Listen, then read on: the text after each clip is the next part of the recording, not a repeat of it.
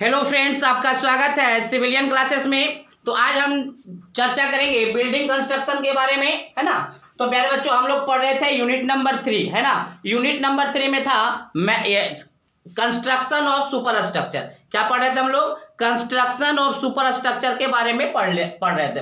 तो जिसमें पहला जो 3.1 जो था उसमें पढ़ना था मैसोनरी के बारे में। तो हमने बताया था कि मैसोनरी कहते किसको है, एंड टाइप्स ऑफ मैसोनरी, मतलब brick masonry and stone masonry होते हैं। तो सबसे पहले हम लोग स्टार्ट किए थे ब्रिक मैसोनरी के बारे में। ब्रिक मैसोनरी में हम लोग पढ़े थे some important terms related to brick masonry, है ना। अब हम उसके बाद पढ़ने जा रहे हैं बॉन्ड इन ब्रिक मैसोनरी।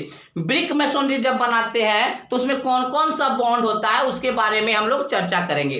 तो प्यारे बच्चों, ब्रिक मैसोनरी में मेनली 4 तरीके का हम लोग बॉन्ड के बारे में चर्चा करेंगे। वो आपका बॉन्ड कौन सा है? English bond, Flemish bond, header bond and stretcher bond. तो देखिए प्यारे बच्चों क्या लिखा हुआ है, there are 4 types of bond provided in the brick masonry. Brick masonry में आपको 4 तरीके का बॉन्ड प्रोवाइड किया जाता है, जिसमें पहला नाम है English bond, Flemish bond, header bond and last one is stretcher bond. इन चारों बॉन्ड को हम डिटेल में हम देखेंगे कि हेडर बॉन्ड किसको कहेंगे, स्ट्रेचर बॉन्ड किसको कहेंगे, इंग्लिश बॉन्ड किसको कहेंगे, फ्लेमिश बॉन्ड किसको कहेंगे। इन चारों में सबसे स्ट्रॉन्गेस्ट बॉन्ड कौन सा है, उन सारे के बारे में चर्चा करेंगे। तो सबसे पहले आप इसको नोट डाउन कर लीजिए, हम बारी बारी से चर्चा करेंगे।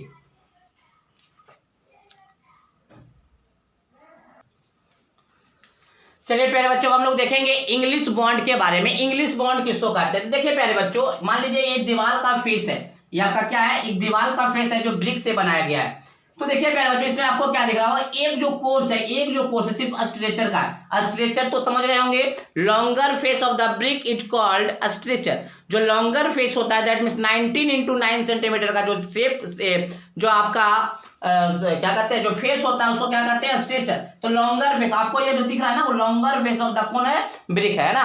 तो ये स्ट्रेचर है। स्ट्रेचर से मतलब एक कोर्स में सिर्फ स्ट्रेचर और दूसरे कोर्स में सिर्फ हेडर, फिर स्ट्रेचर, फिर हेडर, फिर स्ट्रेचर, फिर हेडर, फिर स्ट्रेचर। अगर इस प्रकार से आप बॉन्ड बनाए हैं कि एक कोर्स सिर्फ स्ट्रेचर का है, फिर उसके बाद हेडर का है, फिर स्ट्रेचर का है, फिर हेडर का है, फिर स्ट्रेचर का है, इस टाइप के बॉन्ड को हम लोग कहते हैं इंग्लिश बॉन्ड। बात समझ में आया? मतलब एक कोर्स जो है स्ट्रेचर का, उसके ऊपर क्या होगा, हेडर कोर्स, अब उसके ऊपर क्या होगा, फिर से स्ट्रेचर कोर्स। बात समझ में आ गया? चलिए, ये आपका है इंग्लिश बॉन्ड।